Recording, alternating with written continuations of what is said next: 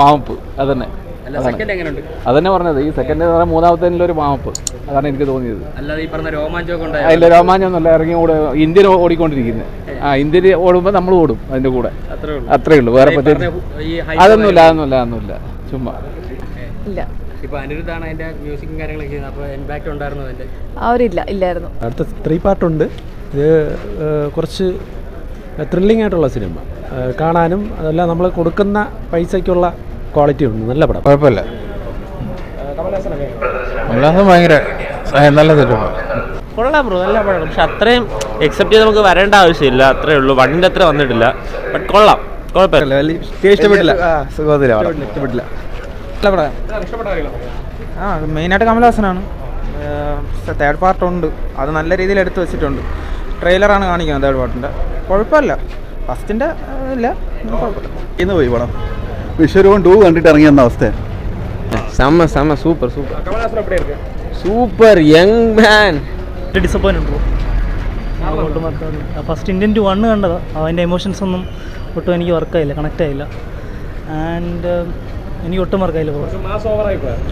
മാസമല്ല, വേണ്ടായിരുന്നു എന്ന് തോന്നി. ശങ്കറിൻ്റെ മൂവിയെല്ലാം ഇഷ്ടമാണ്, പക്ഷേ എനിക്ക് ഒട്ടും വർക്കായില്ല. വെരി ഡിസപ്പോയിൻറ്റ് ആയി.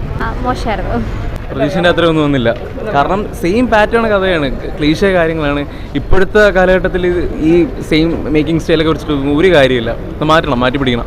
പിന്നെ ആകപ്പാടുള്ളത് അനിരുദ്ധിൻ്റെ ബീജിയം, എങ്കിലും അതുകൊണ്ട് പിന്നെയും കണ്ടുകൊണ്ടിരിക്കാം.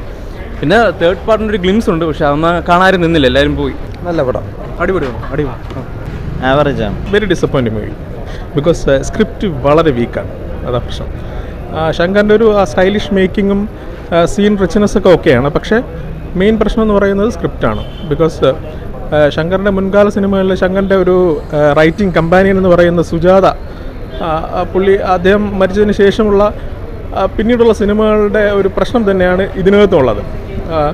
എനിക്ക് തോന്നുന്നു അതിനുശേഷം മദൻ കർക്കി, ബാലമുരുകൻ അവരെ വെച്ചാണ് സ്ക്രിപ്റ്റ് കമ്പാനിയൻ, ഇദ്ദേഹത്തിൻ്റെ കൂടെയുള്ള ഒരു കമ്പാനിയൻ ഓഫ് സ്ക്രിപ്റ്റ് എന്ന് പറയുന്നത്, ഡയലോഗ്സ്.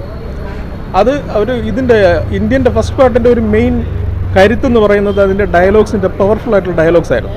വളരെ ഡെപ്തുള്ള ഒരു സ്ക്രിപ്റ്റ് ആയിരുന്നു. പക്ഷേ ഇതിനകത്തുള്ള ഒരു മെയിൻ പ്രശ്നം അത് തന്നെയാണ്. അപ്പോൾ സ്ക്രിപ്റ്റ് തന്നെയാണ് വിഷയം for third part. Okay, time killing movie, but what worked in the 90s didn't work in 2024. I expected more of his screen time, but yeah, not very happy with it. മോശമാണ്. ഈ പടമൊക്കെ ആരാണ്ട് Indian മണ്ണെടുത്ത് അതിൽ നിർത്തിയാൽ മതിയായിരുന്നു. ചുമ്മാ cinema എന്ന് പറഞ്ഞ് ഇതൊക്കെ എടുത്ത് കൂട്ടി സെൻസർ ബോർഡ് എന്തൊക്കെയോ കുറേ ഇമ്പോർട്ടൻറ്റ് കട്ട് ചെയ്ത് കളഞ്ഞാൽ കമലഹാസനൊക്കെ ആ ഏരിയ ഫുള്ളും കട്ട് ചെയ്ത് കളഞ്ഞാൽ മതിയായിരുന്നു. സിദ്ധാർത്ഥിൻ്റെ അടിപൊളി ഒരു പടം കിട്ടിയാനായിരുന്നു. സിദ്ധാർത്ഥ് വാസ് വെരി നൈസ്, അത് ഉള്ളതുള്ളവരെ പറയണം. അനിരുദ്ധിൻ്റെ ബീജിയം സ്ഥിരം സാധനമൊക്കെ ആണെങ്കിൽ പോലും അതിങ്ങനെ എസ്കലേറ്റ് ചെയ്ത് നിൽക്കുന്നുണ്ട്. പക്ഷേ ചുമ്മാ ഒരു ക്യാരക്ടർ, ഇന്ത്യൻ മണ്ണിൽ ഒരു ക്യാരക്ടറിനെ എസ്റ്റാബ്ലിഷ് ചെയ്ത് കൊണ്ടുവന്ന് അയാളെ ഇട്ട് നശിപ്പിച്ച് നാമാശേഷം ഇനിയിപ്പോൾ ഇന്ത്യൻ 3 വരുന്നു എന്നൊക്കെ പറയുന്നു. വെറുതെ ചുമ്മാ ഒരു പടമാണ്.